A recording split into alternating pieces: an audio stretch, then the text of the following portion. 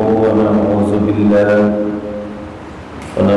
بالله من شرور أنفسنا ومن سيئات أعمالنا من يهد الله فلا مضل له ومن يضلله فلا هادي له ونشهد أن لا إله إلا الله وحده لا شريك له ونشهد أن سيدنا ونبينا وشفيعنا وحبيبنا ومولانا محمد الذي أرسله بالحق بشيرا ونذيرا وداعيا إلى الله بإذنه وسراجا منيرا وعلى آله وصحابه وأهل بيته وذريته وعلماء أهل سنته أجمعين شهد أعوذ بالله من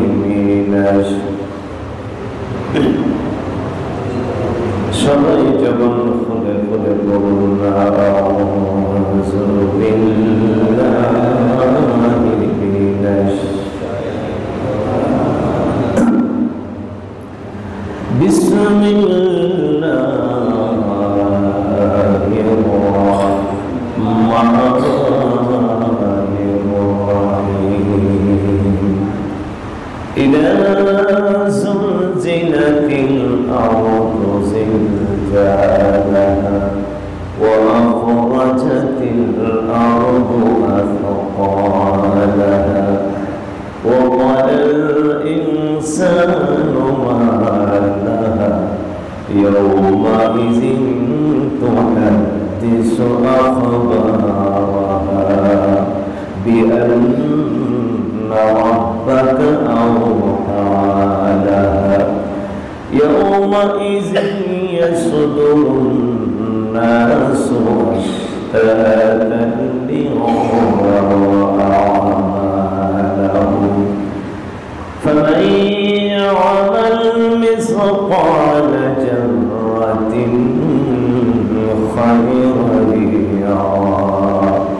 ومن يعمل مثقال ذرة شرا يره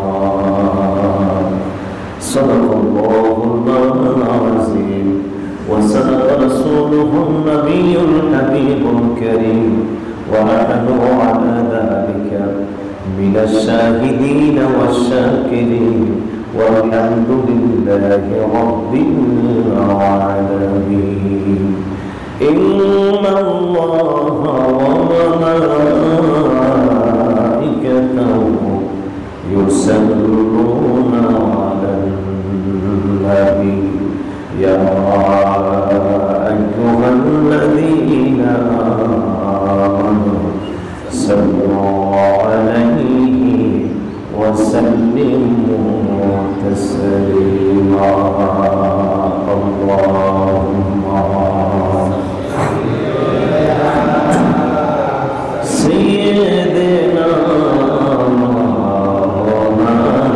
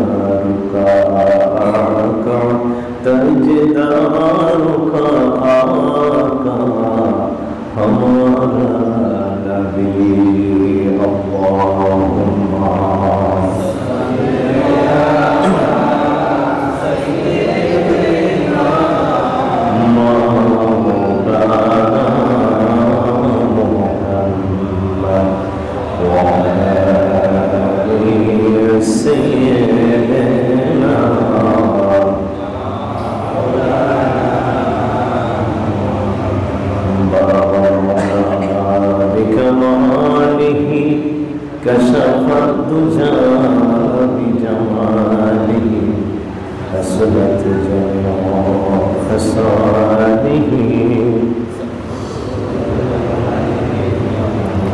صوت يوسف بداري حكمت لقمان ما قارئ قرآن باري أريدين شاد مال ما بلغ العلا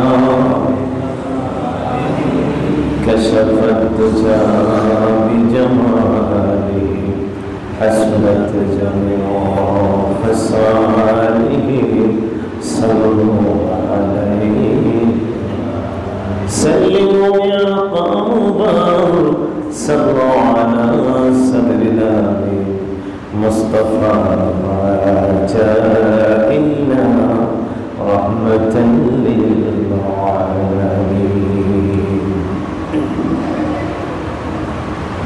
উপস্থিত মুআজ্জাজ মুকাররম মুহতারাম মুসল্লিন কিরাম আসসালামু আলাইকুম ওয়া রাহমাতুল্লাহি ওয়া বারাকাতুহু অসংখ্য অগণিত শুকর ও সুজুদ সেই মহান আল্লাহ সুবহানাহু ওয়া তাআলার দরবারে যিনি আজকের সকল চাঁদের প্রথম জুমা পবিত্র রমজান মুবারকের পরে এইমাত্র সামনের প্রথম জুমায় আমাদের সবাইকে আল্লাহর পবিত্র ঘর মসজিদে এসে মহিয়ান গরিয়ান মহান রব্বুল ইজ্জতের কুদরতি কদম মুবারকে মস্তক অবনত করে দুটি সিজদা করার সুযোগ শক্তি তৌফিক যিনি আমাদেরকে দান করেছেন। আসুন আমরা সেই মহান রব্বে কারীমের দরবারে কালিমাতুশ শুকর আদায় করে আমরা সবাই বলি আলহামদুলিল্লাহ। সাথে সাথে আমরা তারিফ করি সেই নবী দুজাহান যার তারিফ, যার গুণ কীর্তন, যার প্রশংসা সর্বক্ষণ সর্ব অবস্থায় যিনি করেন তিনি হলেন আল্লাহ। যার প্রশংসা করেন আল্লাহ তিনি হলেন মুহাম্মদুর সাল্লাল্লাহু তাআলা আলাইহি ওয়াসাল্লাম, যাকে আল্লাহ তাবারক ওয়া তাআলা সৃষ্টির সেরা করে, দুনিয়া ও আখিরাতের বাদশা করে, সমস্ত নবীদের নবী করে, সাইয়্যিদুল আম্বিয়া করে, ইমামুল মুরসালিন করে, শাফিউল মুজনবিন করে, উম্মতের জন্য উম্মতের কান্ডারি করে, যিনি শামসুদ দোহা, বাদরুদ্দুজা, আফতার নবুয়ত, শাহনশাহ রিসালাত, রাসূল আকরাম, নূরে মুজাসসাম মুহাম্মদুর রাসূলুল্লাহ সাল্লাল্লাহু তাআলা আলাইহি ওয়াসাল্লামকে আল্লাহ পাক আমাদের জন্য রাসূল করেছেন। আর সেই শ্রেষ্ঠতম নবীর উম্মত হওয়ার সুযোগ আল্লাহ পাক আমাদেরকে দান করেছেন। নবীর তারিফ করে মহান আল্লাহর শুকর আদায় করে আমরা সবাই আরেকবার বলি আলহামদুলিল্লাহ। প্রত্যেকটি বান্দা প্রত্যেকটা মুহূর্তে হামেশা সুখে থাকি আর আমরা দুঃখে থাকি, শুকর আদায় করতে হবে কার? ভালো থাকি আর মন্দ থাকি, শুকর আদায় করতে হবে কার? তিনি যেই হালাতে রাখেন সব হালাতে শুকর আদায় করতে হবে কার? লা ইন শাকারতুম লা আযীদান্নাকুম। আল্লাহ পাকের একটা ঘোষণা আছে, তুমি যেই হালাতে থাকো, যেই অবস্থায় থাকো, যদি আমার শুকর আদায় করো আমি আল্লাহর নিয়ামত আরো বাড়াইয়া দেব। সুতরাং আমরা আল্লাহর শুকর আদায় করলাম, রাসূলের প্রশংসা করলাম। আজকে খুতবার আলোকে আপনাদের সামনে একটা বিষয়বস্তু আছে। বিষয়বস্তুটা হলো কিয়ামতের দিনের কি অবস্থা হবে। একটা ব্যাপক বিষয়, কিয়ামতের অবস্থাটা একটা ব্যাপক বিষয়। আল্লাহ পাক কোরআনুল কারীমের বিশেষ করে আম পারায় অধিকাংশ সূরাগুলোই নাযিল করেছেন কিয়ামতের অবস্থার উপর নির্ভর করে।